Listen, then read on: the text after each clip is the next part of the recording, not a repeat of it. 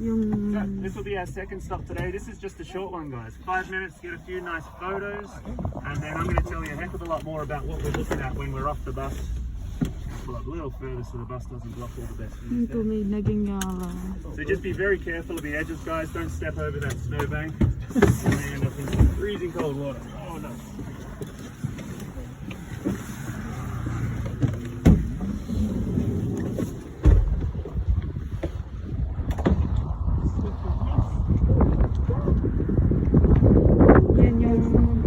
Lake nila nagpo-cross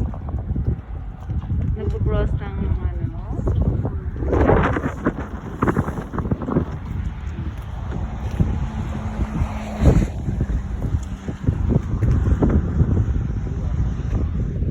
The water is flooding. Yeah, just the last 2 days it's been freezing up. And then sometimes the people were going to ski here. Yeah, if we get a good freeze, maybe by next week, if it stays a little colder than what the last day or two's been, we'll have people out there skating. And then we should get snow next week, so we'll get a lot of snow on top of it. Then we might get people out here cross-country skiing and para-skiing as well, like a bike.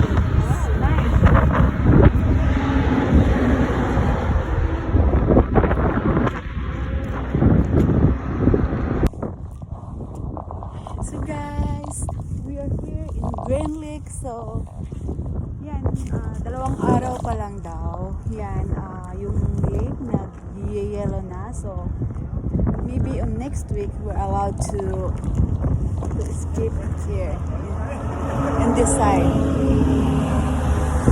Pwede na daw mag-creating. Yan, yung tubig nila naging yellow na. So mag-i-escape na daw dito yung mga tao next week. Kasi hindi pa lahat yellow eh. May kakunting tubig pa lang. May naiwan pa namang na tubig. Masaya pala dito. So maybe next year I will come back here to 1 week vacation. Not like only 1 day, because today we have only 1 day tour. We're going back to Vancouver, and then tomorrow we're going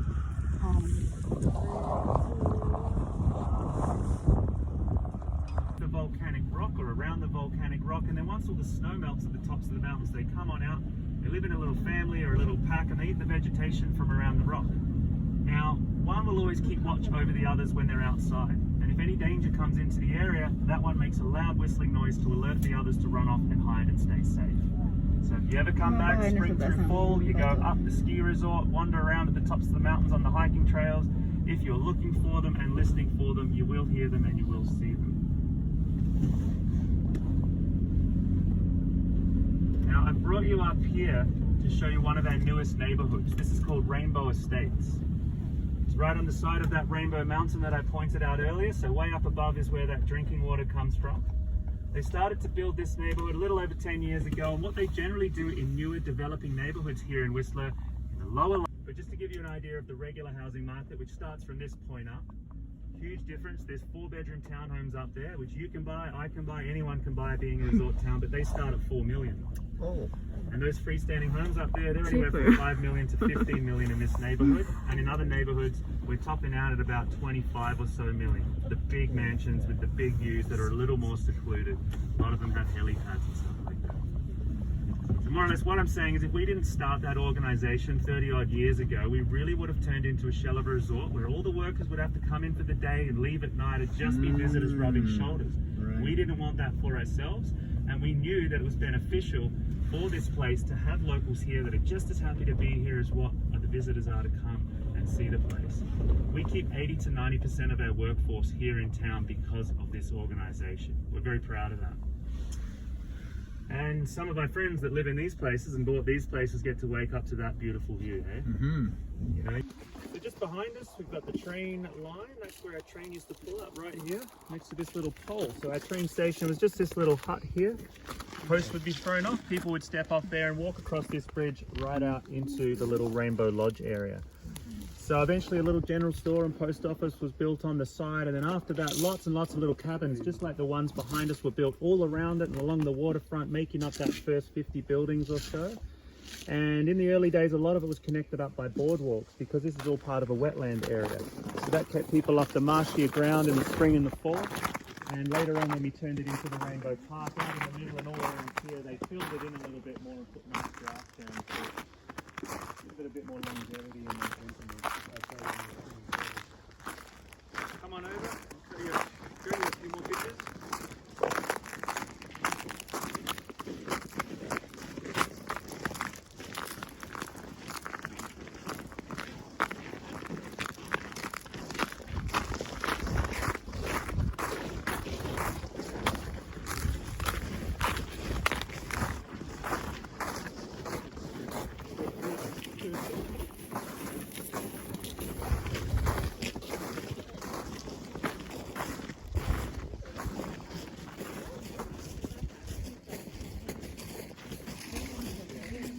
So I'll just wait for our friend here to catch up. Kasama ko sa car. So on this left-hand picture here, guys, that's the earliest image we have of the original lodge. Very basic looking, more or less what Alex and Myrtle and their family could get from the forest and make themselves is what that lodge was. Up in the top right, you see all the little cabins there connected up with your boardwalks along the waterfront, and down below, that picture of the fire that happened in 77. Oh wow. Now the fire came about when they were doing renovation on the Rainbow Lodge. Someone was inside and he was using a blowtorch and he accidentally caught fire to it. And because just like these cabins, it was such old dry brick and wood, it just went up into flames so quickly. If you look into the gaps of the logs, you see how they used to insulate them as well, or stop the drafts with pine needles, moss, and lichen. So there's lots of extra dry cinder type fuel in there as well. So it never really stood a chance, and pretty sad day, you know, everyone had to grab what they could, run outside, watch it burn down. But a kayak a paddleboard trip down the river of Golden Dreams and Romance, which he made.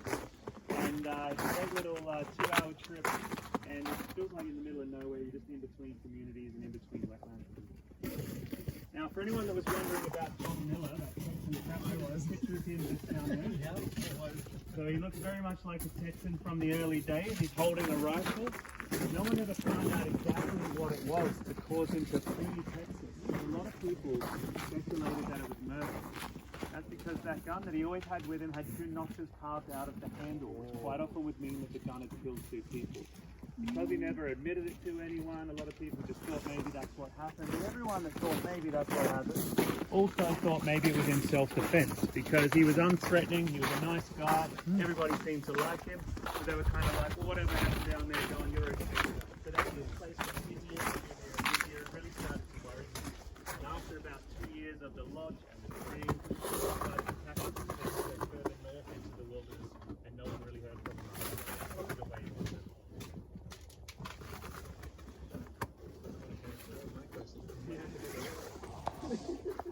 So guys, we're here in the Rainbow Lake.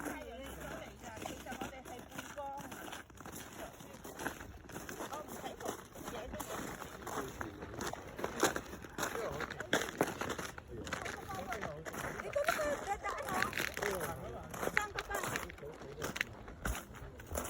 Just 1 minute. Ito guys, yung tubig naging yellow na. So just be careful when you come here, just like if you have a door, because it's super slippery. Oh my God. Guys, just 1 minute. Let's go. Super beautiful here in Whistler. So you must spend like, you spend more days. But us, just only spend 1 day.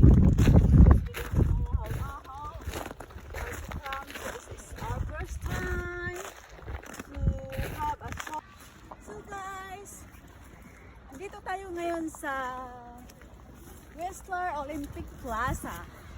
Plaza!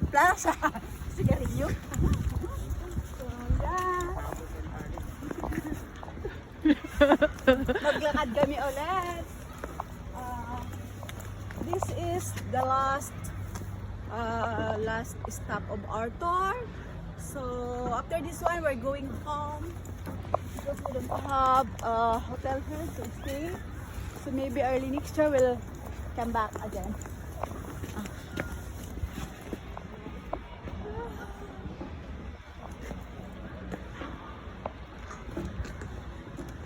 Samahan niyo ako, guys. Sana wag muna ako matay. Sige, ako muna magsalita.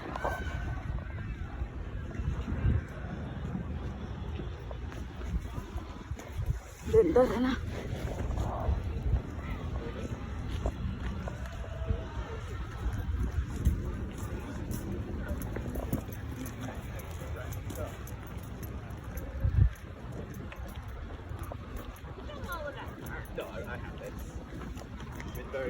Hi Arlene! Nag-enjoy ka ba? Hindi ka nag-enjoy? We're looking for a Filipino food but there's no Asian food here. So may kasal-kasalan. Oh, ang saya nila. Sana all. Sana all na lang tayo. Alright, enough of that, you keep going. Yeah, I'm going over this way. Tayo sa gilid.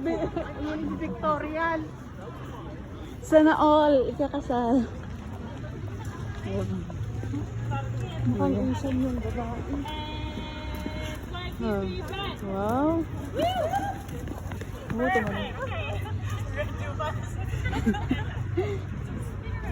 Mukhang Pilipino yung kinakasal, di ba? Ang saya nila, sana all na lang tayo nito. Kasi hindi pa ako dyan. Wala pa ako dyan. Alin?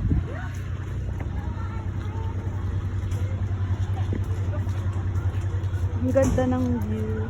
Next time, babalik kami dito ng matagal. Ang lamig na.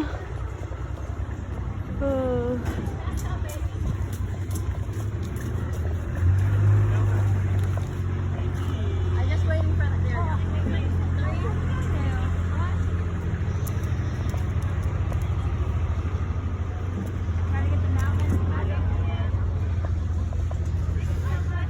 1. Saya naman nila. Nag-skating. Kaya na kailangan ko ibaba yung bag ko.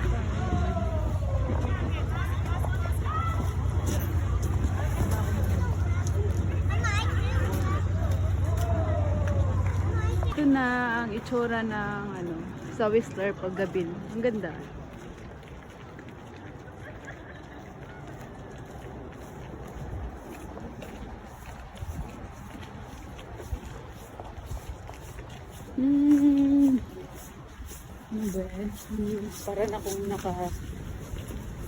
Para na akong addict, Arlene. Ang baho ng weeds.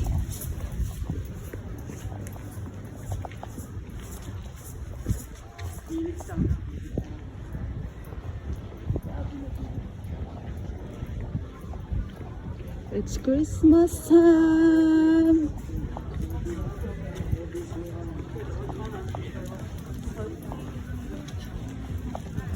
Marami na silang Christmas light. Arlene, where are you going? The bus is here, the terminal bus.